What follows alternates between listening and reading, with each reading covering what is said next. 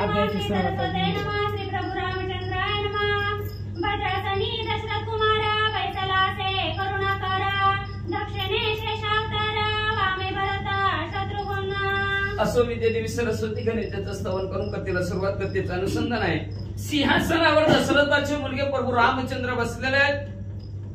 करुणेचा सागर दयेचा सागर असणारे प्रभू रामचंद्र अतिशय शिवून दिसत. दक्षिण बाजूला लक्ष्मण शेषाचा अवतार, राम सीतेचा भरतार. शेषाचा अवतार असणारे लक्ष्मण जे आहेत आणि भरत आणि शत्रुघ्न डाव्या बाजूला दोघंच्या दोघं चौरे ढाळत आहे.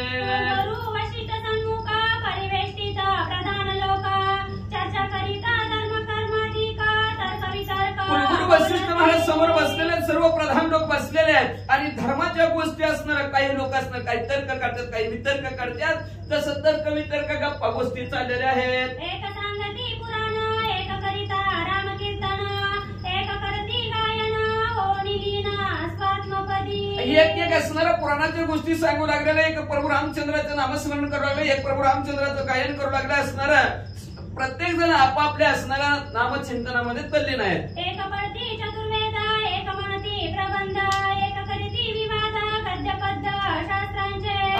एक असणारे ज्याच्या त्याच्या पद्धतीने असणाऱ्या चारी वेदाचे कथा सांगू लागलेला. एक असणार प्रबंध करू लागले. एक असणार गद्य आणि पद्य असतो भाग असतो धड्याचा असणार कविता. त्याच्यामध्ये धडा आणि कविता त्याचं असणारं संभाषण चालू झालं. ऐसी सभा प्रसन्न वदन ते कोणी वंदिती बंदी जाण एक म्हणती हार अशा प्रकारचे असणारे सभा भरलेल्या त्याच्यात बंदीजन नको म्हणालेल्या. खरंच प्रभू रामचंद्र प्रब्रह्म असणारे प्रभू रामचंद्र आहेत. एक म्हणती रघुनंदन अवतार धरावया एक कारण एक म्हणती घराबारे पिडून श्रीराम शरण. एक म्हणाला प्रभू रामचंद्र अवतार धरायचं कारण काय असणारी पृथ्वी आहे. अधर्माने अनितीने असणारा अशा लोकांच्या वजाने वजन झालं त्या पृथ्वीला आणि ती पृथ्वी म्हणले.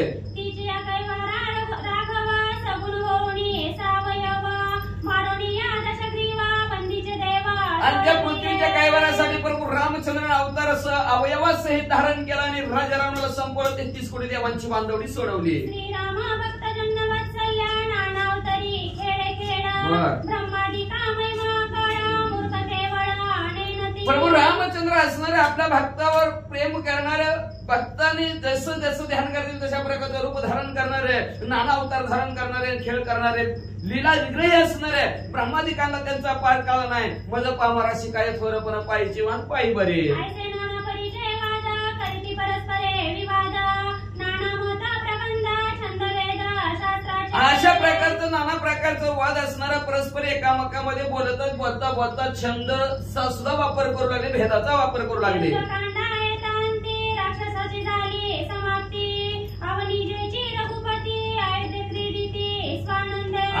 युद्धकांड सांगता झालेला राक्षसांचा अंत झालेला. अयोध्या नगराच्या ठिकाणी सीता माऊली सहित प्रभू रामचंद्र आपला संसार करत असताना राज्य करिता श्री रामचंद्र कोणा नाही दुःख दारिद्र्य स्वप्नी नाही द्वंद्व बाध सुख स्वानंद. प्रभू रामचंद्र राज्य करत आहेत. कुणाला सुद्धा दुःख नाही. स्वप्नात सुद्धा कुणाला दुःख नव्हतं. एवढं आनंदाने राज्य चाललं.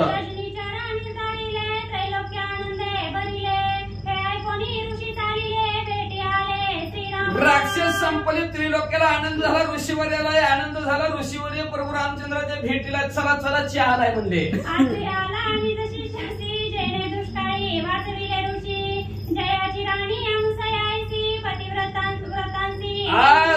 असणारी बातमी कळली अत्री ऋषीला आणि अनुसय मातेला. ज्याने असणाऱ्या दुष्काळात ऋषीवर्यांचे असणारे भूक जाणली. ऋषीवर्यांना वाचवलं. अशी महान पतिव्रत असणारी अनुसया माता आणि अत्री ऋषी आले.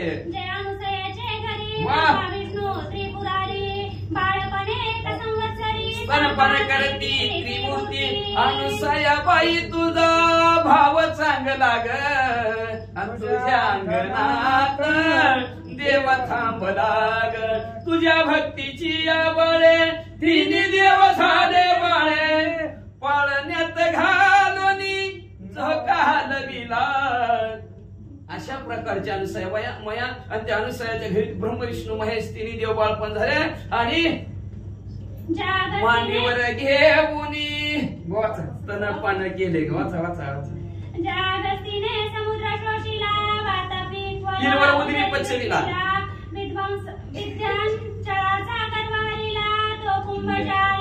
ज्या अगस्ती मुनीने असणारा समुद्र संपला वातापी इतापी इलवल आपण कथा ऐकली त्या तिघांना संपवून असणारा अशी जी काय विंध्याचल पर्वताचा ज्यांनी गर्भहरण केला ते अगस्ती ऋषी सुद्धा आले. प्रसन्न केला चंद्रमौळी गंगा मागोनी मैतळी ऋषी मंडळी निवविली. याच्यानंतर असणाऱ्या पृथ्वी तलाव तप केलं प्रसन्न महादेवजीला केलं. ज्याने असणारी पृथ्वी गंगा त्या पृथ्वी तलावर असे ऋषीवर्य सुद्धा आलेले आहेत. उभय तटा गोदावरी पंचक्रोशी भीतरी जड जीवा तरी तिथं परिवारी शिष्या माजरी गौतमाला. त्याच्यानंतर असणाऱ्या गोदावरी नदीच्या तिठावर ह्या पंचक्रोशी ज्या ठिकाणी जड जीवांचा उद्धार करणारे आणि शिष्यासहित राहणारे असे गौतम ऋषी सुद्धा आले. कण्व भारद्वाजाच्या वन्या अंगिराज गुरु कौंडिन्य घ्यावया श्रीराम दर्शन कश्यपापना स्वयंमाता. कण्व ऋषी आले, भारद्वाज ऋषी आले, चव्हाण ऋषी आलेले आहेत, अंगारिक आलेले आहेत, कौंडन्य आलेले आहेत. एवढंच नाही कश्यप ऋषी सुद्धा प्रभू रामचंद्राच्या दर्शनाला आले. ज्याने सृष्टी निर्माण केली ख्याती त्रिभुवनी मिरविली ज्यांची झाली गोत्र बोली ते लाविले. ज्याने असणारी ही सृष्टी निर्माण केली त्रिभुवनात ज्याची कीर्ती पसरली आणि ज्याला ज्याला आपल्या गोत्राचं नाव नाही का माहिती ते सरळ म्हणायचं कश्यपाचं गोत्र आहे. वाचा. दत्तात्रय महर्षी अस्ति जमदग्नी परियसी विश्वामित्र शिष्यासी आणि तापसी पयाले. दत्तात्रय महान ऋषी दत्तात्रय आलेले आहेत, जमदग्नी आलेले आहेत, विश्वामित्र आपल्या शिष्याबरोबर अनेक तापसी प्रभू रामचंद्राच्या दर्शनाला आले. महाराज उरका गायत्र मंत्र बळे जाणा तुझ्या दृष्टी केली निर्माण ऐसे ऋषी तपोधना दैदिप्यमान. मंत्र बळाच्या द्वारा गायत्री मंत्र बळाच्या ज्वाळावर ज्यांनी असणारी दुसरी सृष्टी निर्माण केली असे विश्वामित्र सुद्धा असणारे प्रभू रामचंद्राच्या दर्शनाला आले म्हणतात. श्रीरामे योनी सामोरा सन्मान केला वा वा वा. अर्घ्यपाद्य षडोपचारा करुणी आकारा भोजन. प्रभू रामचंद्र सर्वांचे असणारं स्वागत करण्यासाठी समोर आलेल्या सर्व द्विजवानांचा असणारा सन्मान केला, चहा पाणी केलं. प्रभू रामचंद्र अर्ध्या पाद्याची षडोपचारे पूजा प्रभू रामचंद्रांनी केली आणि परत आवाज दिला, ओय सगळ्यांनी जेवण केल्याशिवाय जाऊ नये. आज नाही का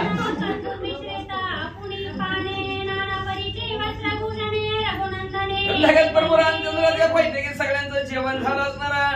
कापूर मिश्रित असणारे सर्वांना सुपारी असणारे खायला दिले. नाना प्रकारचे वस्त्रभूषण असणारा दान प्रभू रामचंद्र ऋषी मंडळींना केलं. श्रीरामे साष्टांगे कन्नमन घालुनी दोन्ही करा जोडुनी मृदू चोळा वचने करुणी वचने करुणी करी प्रार्थना. सगळ्याला साष्टांग नोट प्रभू रामचंद्र घातला. हात जोडले, हात जोडून सर्व ऋषी मंडळीला गोड प्रभू रामचंद्र काय म्हणतात. श्रीराम म्हणे ऋषी तुम्ही न बेटा करिता तव आश्रमी भाग्य माझी आश्रमी अनकरिता तुम्ही आला. ऋषीवर येणं ऐका मी तुम्हाला असणार तुम्ही भेटावं म्हणून कुठलं तप केलं नाही, कुठलं ध्यान केलं नाही आणि असे न लगत सायास कुठलं सायास न करता तुम्ही माझ्या घरी आला. माझं भाग्य थोर की आजी दोषाचा रास झाला भाग्य दया पूर्ण बिंबला की अकस्मात मेघ ओळला वर्षाव झाला स्वानंदे. आज माझं असणार पाप सगळं संपलं म्हणून भाग्य उदयाचा ठसा झालू सन्मुख होतो पैसा संत चरण पावलं. माझं भाग्याचा उदय झाला नाही. असणारे सर्व संत रूपी असणारे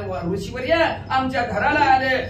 जसं अचानक असणार ढग यावं आणि त्यांनी स्वानंदाचा वर्षाव करावा तसं आज आमच्या घरावर झालं प्रभू रामचंद्र म्हणतात. ऐसे आजी झाले स्वामी कृपा करुणी आलात तुम्ही जैन भेटाला कृतश्रमी पावन मी आजी झालो. आज माझं भाग्य उधवलं असणार प्रभू रामचंद्र म्हणतात की माझ्यावर असणारी तुम्ही कृपा केली, आमच्या घराला भेटला, मी आज पवित्र आणि पावन झालो. कार्याची उत्कंठा असे ते सिद्धी जाईल अनयासे मी तुमचा अंकित शिष्य वेशे आज्ञा संतोष. प्रभू रामचंद्र म्हणजे तुम्ही काय कार्यासाठी काय काम घेऊन आलेलं आहे तुम्ही सांगा. कुठं घेऊन ठेवायची गरज नाही, ताने घ्यायची गरज नाही. म्हणजे तुमचं काम परिपूर्ण करतो. तवा अगस्ती म्हणे श्रीरामा नवर नवे तुझा महिमा सृष्टी करिता जो ब्रह्मा त्याची महिमा. तेवढ्यात अगस्ती ऋषी उठले. प्रभू रामचंद्र तुमच्या महिमाचं वर्णन करतात ना. ज्यांनी सृष्टी निर्माण केली अशा ब्रह्मदेवाला सुद्धा तुमचा महिमा कळत नाही. तू परात्परा निर्गुण परम तू साक्षात पूर्ण ब्रह्म तुझं नाही रूप नाम वेदागम्य स्वरूप तुझे. वेदाला सुद्धा तुमचं स्वरूप कळलं नाही. प्रभू रामचंद्र तुम्ही निर्गुण निराकार असणारे प्रभू रामचंद्र साक्षात तुम्हाला रूप बी नाही नाव बी नाही असे असणारे प्रभू रामचंद्र. तुझं वर्णिता श्रोतश्रुत वेदश्रुती तोटावल्या मागे किती साई दर्शने वेदश्रुती तरांची युक्ती अहो प्रभू रामचंद्र तुमचं वर्णन करायचं म्हणलं तर व्याधाला सुद्धा पार कळलं नाही. शाहीशास्त्र 18 पुराण ते सुद्धा गप्प बसले. ऐसा तू निर्गुण निरूपम तुझं ठेविती रूपनाम तुझ्या अंगी लाविती कर्म ते ज्ञानादम म्हणावे. असं निर्गुण निराकार असणारं प्रभू रामचंद्र पण तुम्हाला असणारा रूप म्हणतात. असा काळा आहे, गोरा आहे, निळा आहे म्हणतात. एवढंच नाही, राम म्हणतात म्हणजे तुम्हाला असं आव आणि तुमच्या अंगाला कर्म लावते. हे करा प्रभू रामचंद्र, ते करा मग ते अधम आहेत म्हणतात. न कळे त्याचा मनोरथ न कळे चतुराचे चित्त न कळे कवितार्थ रवी न देखे ते कवी देखे. मग ना कळे असणार मनातल्या कोणाच्यात कुणाला कळत नसतं. म्हणजे जसं असणारं चतुराचं चित्त कुणाला कळत नाही तसं कवीच्या मनातलं कळत नाही. कधी कुठं यमक जुळवेल, कधी कधी कशावर कविता लिहिल सांग का प्रसंगानुसार लगी कविता तयार करतात. तशा प्रकारचं असणारं कवित्व कुणाला आजपर्यंत कळलं नाही. तू जन्म जन्म करीसी तू कर्म कर्म करीसी तू करता सृष्टीसी उत्पत्ती स्थिती संहार. अहो प्रभू रामचंद्र तुम्हाला जन्म नाही पण जन्म धरलाय. तुम्हाला अकर्म कर्म करायची गरज नाही पण तुम्ही सुद्धा स्नेह कर्म करून दाखवता. ह्या सृष्टीच्या ठिकाणी करता काही करायची गरज नाही. पण असे प्रभू रामचंद्र तुम्ही उत्पत्ती बी करता, पालन बी करता आणि संपून बी टाकता. तुझाची आधार तया या लागी ज्ञाने म्हणती वाया ऐसे सोनी श्री रघुराया थोर आश्चर्य. सगळ्या जगताला आधार प्रभू रामचंद्र पण काही ऐकलं कानाने त्याच्यासाठी तुमच्याकडे आलोय. काय ऐकलं वाचा. सापत्न मातेच्या वचनी सांडिली अयोध्या राजधानी वास केला दंडकारणी राक्षस रणी निर्दयी. सावतरायचं ऐकलं. दंडकारण्याच्या ठिकाणी गेला तिथं असणारे 14,000 राक्षस खर दूषण त्रिशरा संपवला म्हणतात. शूर्पणखा विटंबून मारिले त्रिशरा खर दूषण इंद्रजित रावण कुंभकर्ण सप्रधान मारिले. शूर्पणखीचं कान कापलं म्हणले त्याच्यानंतर खर दूषण त्रिशरा संपवली. इंद्रजिताला संपवलं, कुंभकर्णाला संपवलं. हरिबंधू विभीषण त्यासी दिसले लंका भुवन बंदीग्रह सुरगण त्यांचे मोचन तुवा केले. शत्रूचं बंद असणारे विभीषण काकाला लंका दान केली. 33 कोटी देवांची बांधावडी सोडवली गेली. नवग्रहांची पिढी तोडली. भार्या बंधू सहित अयोध्याला रघुनाथ रामराज्य त्रिभुवनाथ ऐसे श्रुत ऐका प्रभू रामचंद्र एवढं कार्य करून आपल्या भावासहित बायकोसहित तुम्ही अयोध्येच्या नगराच्या ठिकाणी आलेलो. तुमचा राज्याभिषेक झाला म्हणून आम्हाला आनंद वाटला म्हणून आला. म्हणून घ्यावया तुझी भेटी ते आलो का जगजेटी ह्याची इच्छा ऋषीचे पोटी श्रीराम दृष्टी पाहावा. म्हणून असणारे आमच्या अंतःकरणाच्या ठिकाणी एकाच लागली होती. त्या प्रभू रामचंद्राला डोळे भरून पाहावं, त्यांची भेट घ्यावी म्हणून सर्व ऋषी मंडळी प्रभू रामचंद्र तुमच्या भेटीला आला. अपूर्व एका रघुनाथा लक्ष्मणे वडिला इंद्रजिता हे आश्चर्य वाटे चित्ता या समजता ऋषी. पण अपूर्व एक वाटतं व प्रभू रामचंद्र लक्ष्मण म्हणजे नसणारे इंद्रजिताला संपवलं. हे आश्चर्य वाटलं. का वाचतंय जावाई सासऱ्याची भांडणं वाचा. राम म्हणे अगस्ती मुनी रावण कुंभकर्ण दोन्ही म्या मारिले समरणांगणी धूम्रपाणी प्रहास्तादी. प्रभू रामचंद्र म्हणजे राजा रावणाला मी संपवलं, कुंभकर्णाला संपवलं, प्रहस्त प्रधानाला संपवलं, अनेक प्रधान संपवले.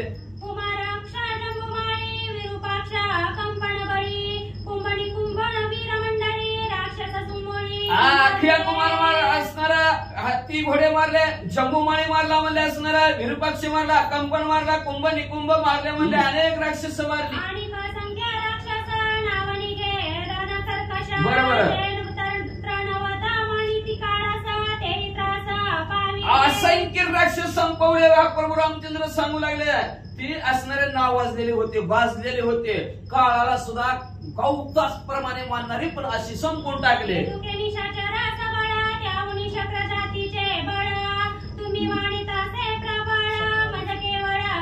इतके असणारे राक्षस तुम्ही संपून टाकली. असणाऱ्या काळात सुद्धा किंमत करत नव्हती.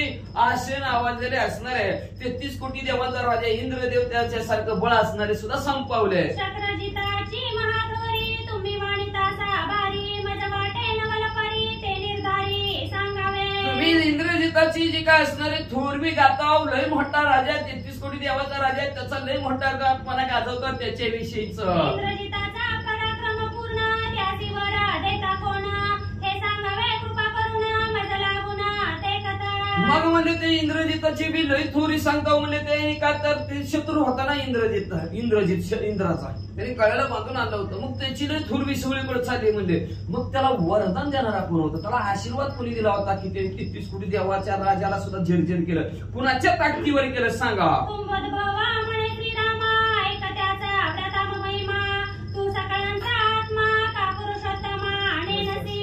मग म्हणजे असणार पूर्वी असणार कथाच सांगू लागलेल्या अगस्त्यमुनी असणार काय तुम्ही शिवरथ वीर प्रतापी आहेत, पण असणारा सगळ्यांचा आत्मा असणारे प्रभू रामचंद्र, तुम्ही पुरुषोत्तम असणारे प्रभू रामचंद्र, पण तुम्हाला कसं काय कळत नाही का, तुम्ही असं विचारता असं अगस्त्यमुनी म्हणू लागले. रावणाची उत्पत्ती स्थिती तुझं सांगे ना अवनीच्या पती वर देतात या प्रती तो यथानुभूती अवधारी. आता अगस्त्य म्हणू लागले प्रभू रामचंद्र ऐका. आता अगस्त्यमुनी सांगतात प्रभू रामचंद्र ऐका. आता राजा रावणाचा जन्मच सांगतो तुम्हाला कसा झाला, मग त्याच्या पोराचा सांगतो म्हणजे त्याच्या पोराला कोणी वरदान दिलं इंद्रजितला. ऐका ऐका म्हणजे असणारा प्रभू रामचंद्र म्हणजे असणारा कसा कसा आशीर्वाद दिला ते ऐका. पूर्वी कृतयोगा माझी जाण प्रजापती सुत पुलस्त्य पावन पुण्यशील आघात गुण धर्मपरायण.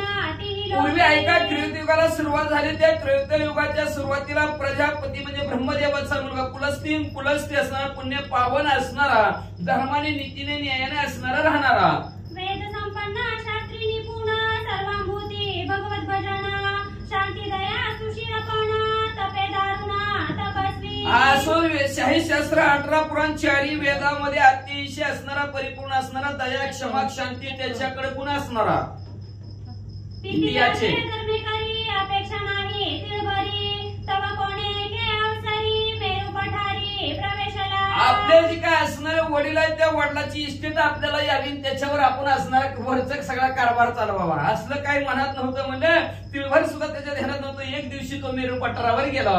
तेथे तृणबिंदूचा आश्रम तिरमणीय परम भोवती उद्याने गण सरोवरी जीवन.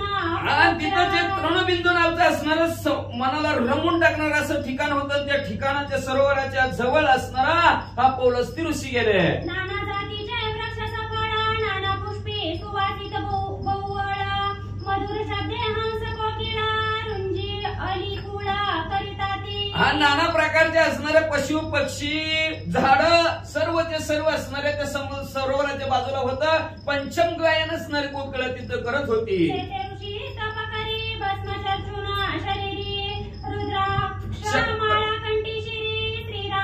आणि तिथं पौलस्त्य ऋषी असणारा तपाला भसलेला भस्म कपाळाला लावलेला रुद्राक्षाची माळ कंठा असणाऱ्या गळ्यात घातलेले आणि श्रीराम जय राम जय जय राम करत बसलेले.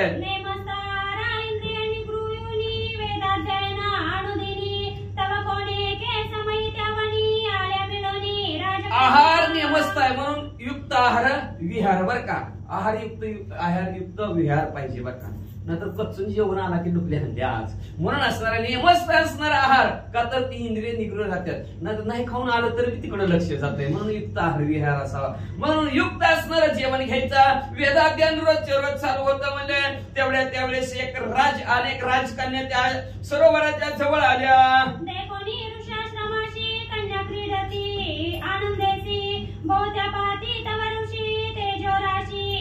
मग त्या तृणबिंदूच्या आश्रमाच्या ठिकाणी हे तपश्चर्या करत असताना ध्यान धारणा करत असताना राजकन्या आलेल्या आहेत. आनंदाने ती आपल्या इकडे असणाऱ्या गप्पा गोष्टी खेळत आहेत. तेवढ्यात त्यांनी म्हणजे असणाऱ्या ह्या तपामध्ये श्रेष्ठ असणाऱ्या पुलस्त्य ऋषीला बघितलं. पुलस्त्य म्हणे राजकुमारी येतो मी तुम्ही जावे झडकरी माझी वेदध्वनी पडता कर्णद्वारी तुम्ही गोदावरी वाल सर्व. हा गरोदर वाल सर्व म्हणजे असो म्हणजे असणारा त्या पौलस्त्य ऋषी जवळ असणाऱ्या त्या स्त्रिया येऊ लागलेल्या आहेत. त्या असणाऱ्या राजकन्यांना पौलस्त्य ऋषीने सांगितलं मी वेदाच्या रुची पडत आहे आणि ते वेदाच्या रुची जर कानावर पडल्या तर तुम्ही सर्व गरोदर राहसाल. म्हणून माझ्या असणारा जी काय बोलतोय ते ऐकू नका, जावाला.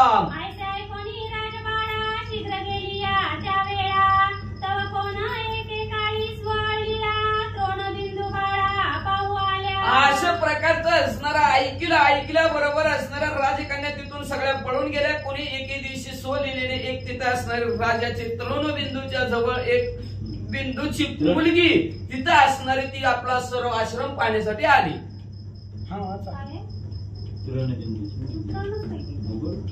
तुम्हाला नाही हो त्यांना सांगा सखियान दिसती नयनी ऋषीची वेदध्वनी पडली कानी तेने झाली श्वेतवर्णी वपूत तक्षणी. आणि आपल्या सगळ्या आश्रमाच्या ठिकाणी दिसल्यानं तिला फिरायला लागली, शोध घेत होती आज कसं काय आलं नाही ते म्हणून. तेवढ्यात असणारे इकडे वेदाचं पठण पौलस ऋषी करत होता. त्यांच्या मुखात असणाऱ्या रुची तिच्या कानावर पडल्या. कानावर पडल्याबरोबर हिची शरीराचा पालट झाला, गरोदर झाली. उदरी गर्भा संभागाला तीयसी मग आली जनक भुवनासी तृणबिंदू म्हणे कुमारीसी शुभ्रता वपुसी काय. उदर असणारा उदराच्या ठिकाणी गर्भ राहिलेला आहे असं कर्णबिंदूला कळलं गेलं. कळल्याबरोबर म्हणजे आज आपल्या असणाऱ्या स्त्रीचा अशा आपली जी काय मुलगी आहे त्या मुलीत आज बदल कसं काय झाला. चिन्ह तुझे पालटले आत्मजे कोठे काय झाले कोण्या स्थळा गमन केले ते शीघ्र काय. आज असणारे तुझी शरीराची रचना बदललेली आहे. तू कुठे गेलती, का गेलती, कुणामुळे असं झालं विचारू लागले. एरी म्हणे अहोजी ताता मज सखिया शोधना करिता वना गेले जी शीघ्रता तेथे ऋषी पडत होता. काय सांगायचं पप्पा, आमच्या असणाऱ्या सका मैत्रिणी खेळायला रोज येत होत्या पण आज मला दिसलेत नाहीत म्हणून त्यांचा शोध घेत होते. तेवढ्यात असणारे तिथे एक ऋषी असणारे वेदाचा असणारे ऋषी पठण करत होते. ती माझ्या कानावर पडल्या. मग कन्या धरणी निज करी तृणबिंदू आला त्या आश्रम माझरी करे जोडोनी विनंती करी म्हणे अवधारी मुनिराया. मग म्हणजे त्याने आपल्या मुलीला हाताला धरला. तृणबिंदूच्या आश्रमाच्या ठिकाणी असणारा तो आला आणि येऊन त्या असणाऱ्या जी काय तपश्चर्या करत होता त्या पौलस्ती ऋषीच्या जवळ आले आणि त्या पौलस्ती ऋषीला काय म्हणू लागले. माझी कन्या या आश्रमाप्रती आली सखिया शोधनार्थी तिची ऐसी झाली स्थिती काय गती हे न कळे. म्हणले ऐका, म्हणले असणारी माझी जी काय मुलगी आहे तिच्या असणाऱ्या मैत्रिणीच्या शोधासाठी तुमच्या आश्रमाच्या ठिकाणी आली पण तिची वेगळीच अवस्था कशी काय झाली ते आम्हाला काय कळणार. एरू म्हणे काय ऋषी आली गेली श्रुत नाही आम्हासी कवण जाणे या अर्थासी आपणासी नेनवे. तो ऋषीवर ये म्हणू लागले असणार आम्हाला काय माहितीच नाही म्हणजे ह्याच्यातलं काय म्हणले. कवा आली, कुठून गेली, कशी गेली आम्हाला काय सांग पत्ता नाही. मग तो ऋषी विचारी ज्ञानी म्हणे पूर्वी शाप बदला होता मुनी कन्या मात्र माझ्या वेदध्वनी ते गुरुविनी होईल. गर्भिणी गुरुविनी बरोबर आहे की गर्भीण स्त्रीला गुरुविन म्हणते ते. गुरुविनी होईल. मग असणाऱ्या त्या ऋषीनं मनातल्या अंतर्यामी दृष्टीने बघितलं गेलं. म्हणले ह्या असणाऱ्या पूर्वीची असणाऱ्या ह्या शाप दिलेला म्हणजे असणाऱ्या ह्या वनाला म्हणजे आश्रमाच्या ठिकाणी की ज्या स्त्री कन्या आल्या आणि त्यांच्या जर असणाऱ्या कानावर वेदाचं जर रुच्या पडल्या तर ते असताना गर्भवती होतील. विचारी चित्ती हे अर्पावी ऋषी प्रती ऐसी विचारुनी युक्ती ऋषी प्रती. मग आता त्रिनमुदूला संकट पडलं असणारे आता गर्भ आपली असणारी गरोदर मुलगी कुणाला द्यायची. मग म्हणजे ह्या ऋषीनं वेद बोलल्यात ह्याच्यात असणाऱ्या मुखात आले तर ह्याच्यामुळेच आमची स्त्री मुलगी गर्भवती झाली म्हणून असणाऱ्या पौलस्ती ऋषीच्या जवळ कर्णबिंदू आले. आवजी पुलस्ती महामुनी विनंती करत सलगी करोनी हे कन्या अंगीकारावी सेवे लागोनी दास्यानुदिनी. पौलस्ती ऋषीच्या जवळ गेले. महान मुनिवरी असणारे तुम्हाला एक विनंती करतोय, ही जी काय असणारी माझी कन्या तुम्हाला अर्पण करावी असं मला वाटतं. तुमचं दास्यत्व करेल, तुमची सेवा करेल. पुलस्तीच म्हणा. पुलस्ती म्हणे ऋषीवर्या माता कसा कोण कार्या काय सेवा चरवया इति कायसा देतो. पुलस्ती ऋषी म्हणू लागले असणारे ऋषीवर्य आम्ही तापसी सारखं तप करणारे म्हणजे आणि आमची काय सेवा करणार म्हणजे असणारी ही स्त्री म्हणजे आणि आम्हाला काय प्राप्त हिच्याकडून म्हणजे कशाला असल्या भानगडीत राहू दे तुमची तुम्हाला. द्रोणबिंदू म्हणे अकल्पित आले त्याची अंगीकारी ती साधू भले कल्पिले सहसा न फळे इथे भाव बळे अंगीकारी जे. द्रोणबिंदू म्हणू लागले अकल्पित असलं तरी तुम्ही त्याचा अंगीकार करतात तर का देह कष्टविती बरोबर संतांची विभूती. संत तुम्ही कशासाठी म्हणजे जगाचं कष्ट सहन करण्यासाठी म्हणजे तुम्ही साधू आपल्या साधू तत्वाच्या बळावर हिचा अंगीकार करायला पाहिजे म्हणजे असणार जे असणार सहसा घडू शकत नाही ते सुद्धा असणारे तुम्ही भावबळाच्या जोरावर घडवून आणता. मग काय हिचा अंगीकार करीना असं कर्णबिंदू ऋषी म्हणू लागले. पुलस्ती म्हणे बरवे आता अनुलंगी तुझी वचनाता एरी चरणी ठेविला माता कन्या तत्व देवता पुलस्ती म्हणलं काय बरोबर बाबा म्हणले असणारे तुमच्या शब्दाच्या पलीकडे नाही असं म्हणल्या बरोबर लगेच असणाऱ्या कर्णबिंदून पौलस्ती ऋषीच्या पाया पडल्या मुलगी त्यांना देऊन टाकली. शुभ दिन पावनी लग्नात ऋणबिंदूने केले कन्यादान पुढे दोघे सुख संपन्न स्वाश्रमी जाण शुभ मुहूर्त शुभ दिवस पाहिला कर्ण त्यात रणबिंदून म्हणले असणारे आपली मुलगी कन्यादान म्हणून पुलस्ती ऋषीला देऊन टाकली आणि त्याच आश्रमाच्या ठिकाणी राहिले. भ्रातराची सेवा करी त्याची मानी आत्मसाक्षात्कारी भ्रातर सांडोनी तिळकारी तुरी सुंदरती नवचे वा असणारे भरतराजे आपल्या मालकाची सेवा करू लागली. सेवा करत असणारा तिळभर सुद्धा थोडं सुद्धा असणारे आपल्या मालकाला सोडून इकडं तिकडं ती सुंदर स्त्री असणारी जात नव्हती. तिची देखोनी उत्कंठ सेवा संतोष झाला ऋषीच्या जीवा म्हणे तुझा पुत्र होईल गर्वा सर्व भावा अनुकूल तिची उत्कृष्ट सेवा ऋषीला असणारे ऋषीनं पाहिले अतिशय आनंद झाला आणि आनंदाच्या भरात तिला आशीर्वाद दिला तुला अतिशय सुंदर सर्व भावाने अनुकूल असा मुलगा होईल. माझा समान वकील गुण माझा समान तपोदान माझा समान दैदिप्यमान तपानुष्ठान माझ्यासारखाच मुलगा होईल माझ्यासारखं तप करेल माझ्यासारखं दैदिप्य होईल माझ्यासारखं तपामध्ये अनुष्ठान करेल. पुलस्ती पासून जो निर्माण तया नाव पौलास्ती जाण ऐसे करुणी प्रीती वचन आनंदे मन मग निवाले असणाऱ्या ब्रह्मदेवापासून पुलस्ती झाला आणि पुलस्ती पासून आता जन्माला येणार त्याचं नाव पौलस्ती असं ठेवा असं असणाऱ्या पुलस्ती ऋषीनं सांगितलं. त्याउपरी त्या बाळेसी प्रसूत झाली सकाळेसी पुत्र मुख पाहे ऋषी विधी कर्मासी पेट केले त्या उपी त्या बाळेसी प्रसूत झाली सकाळेसी पुत्र मुख पाहे ऋषी विधी कर्मासी पै केले श्रीराम जय राम राम. अगस्त्य ऋषी प्रभू रामचंद्राला सांगू लागले 9 महिने 9 दिवस असणाऱ्या त्या स्त्रीला धारण तिनं गोऱ्या गुंट्या असणाऱ्या सुंदर बाळाला जन्म दिला. त्याचा असणारा त्या पुत्रमुख असणारा पुलस्ती ऋषीनं पाहिला आणि त्याचा असणारा सर्व जात कर्म केलं म्हणतात. पूर्ण जातक वर्तविले पौलस्ती ठेविले वेद श्रवणी पडिले विसरवा झाले तुझे नाम श्रीराम जय राम राम. पूर्ण असणारा जातक वर्ग 12 दिवस बाळाला झाला 12 दिवसांनी बाळाचं नाव पाण्यात ठेवून असल्या गायक नाव ठेवायला निघल्या आणि त्या बाळाचं पौलस्ती नाव ठेवलं. वेदाचं असणाऱ्या रुची कानावर पडल्या म्हणून विसरावं नाव त्याचं 2 नावं ठेवली यथा गुण तथा नाम ठेवलं म्हणतं. लागी पुलस्तीचा पौलस्ती विश्रावा त्यासी म्हणती वाल्मिकी रामायणा प्रती कथा संती याच्यासाठी पुलस्तीचा पौलस्ती म्हणतात आणि त्या रुची असणाऱ्या वेदाच्या त्याच्या कानावर पडल्या म्हणून त्याला विश्रावा असं नाव ठेवलंय. ज्याला काय शंका येत असेल त्यांनी वाल्मिकी रामायणामध्ये पाहावी संतांनी ती कथा लिहिलेली आहे म्हणतात. मुळी वाल्मिकी कवी करता तयाचा आधार कवित्वा समजता या लागी रामकथा वदता संध्या सर्वता मूळ वाल्मिकी असणारे कर्तेच असणारे करता करविता त्याचाच आधार घेतला ती जसं लिहिलेलं आहे तशाच प्रकारे आम्ही रामकथा सांगत आहोत म्हणजे वाचा. वाल्मिकीचे हा वाग्रत्न बरोबर आहे. वाल्मिकीचे वाग्रत्न ते कथा रामायण सज्जनाचे अंतकरण भाविपूर्ण भावार्थ मग असणार ही का वाल्मिकी ऋषीच्या मुखातनं आलेले रत्न रूपी रामायण कथा आहे म्हणजे तीच असणारे सज्जनाने भावयुक्त अंतकरणाने असणारे ऐकावी अशी विनंती ग्रंथ करते श्रोते मंडळींना करतात. एका जनार्दना शरण म्हणता गेले एकपण अच्युत चित्ती जनार्दन तो जनवन व्यापुनी असं गाव काका आपल्या सद्गुरु शांतीप्रभू एकनाथ महाराजाला शरण जातात. शरण जाऊन म्हणतात असणार की जो असणार अच्युत ज्याचं कधी पदच्युतच होतच नाही असं न कळणारा असणारा जो भगवंत आहे त्या भगवंताचं असणारं नामस्मरण करा.